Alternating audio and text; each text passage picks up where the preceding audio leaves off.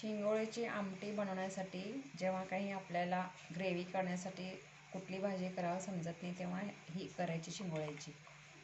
हे हळद, ओवा आणि मीठ, लसूण, कोथिंबीर, अद्रक आणि टोमॅटो आणि हे बेसन पिठाचे गोळे करून घ्यायचे. हे शिंगोळे बनवण्यासाठी 1 चमचा बेसन पीठ, मीठ, ओवा आणि तिखट ह्यामध्ये मिक्स करून हे असे शिंगोळ्या बनवून घ्यायचे. जसे पाहिजे आपल्याला तसे, असे चपटे किंवा असे. फोडणीची तयारी करूया आता शिंगोळ्याच्या आमटीसाठी. हे असं थोडंसं तेल ओतून त्यात अशी कोथिंबीर टाकायचं. स्वच्छ टमाटर टाकून घ्यायचं.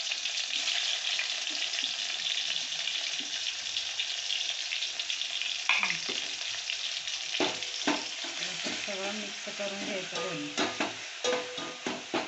आणि टमाटर मऊ होण्यासाठी थोडंसं वरून असं मीठ सोडायचं, म्हणजे टमाटर आणि पटकन मऊ पडतं.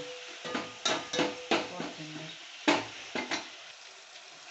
हे असं मिक्स करून घ्यायचं आणि 5 मिनिटासाठी असं झाकून ठेवायचं. आता हे मऊ पडले की नाही बघायचं आणि थोडंसं असं काळा मसाला टाकायचा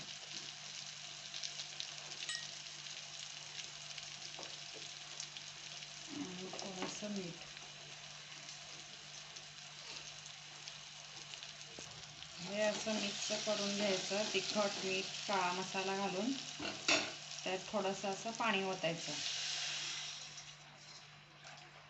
आपल्याला जेवढं ग्रेव्ही पाहिजे तेवढं पाणी ओतून घ्यायचं.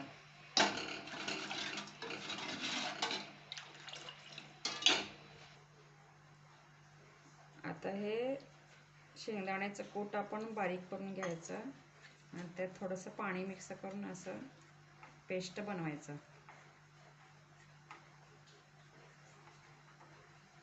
मग ही पेस्ट असं आमटीमध्ये ओतून घ्यायचं.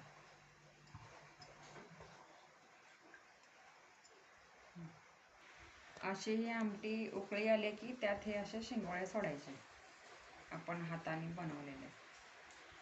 थोडंसं गॅस बारीक कर, मीडियम करायचं आणि असे एक एक शिंगोळे सोडून घ्यायचं. असे शिंगोळे टाकून झाल्यावर हे वरती असं झाकण ठेवून टाकायचं. 15 मिनिटं शिजवायचं. आता ही शिंगोळ्याची आमटी बनवून तयार झालेली आहे. हे आतले शिंगोळे शिजलेत का नाही आपण बघूया.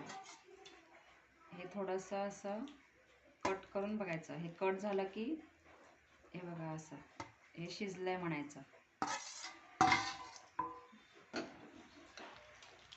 ही अशा प्रकारे शिंगोळ्याची आमटी तयार झालेली आहे. खाण्यासाठी खूप चविष्ट आणि मस्त लागते. ही अशी शिंगोळ्याची आमटी तयार झालेली आहे.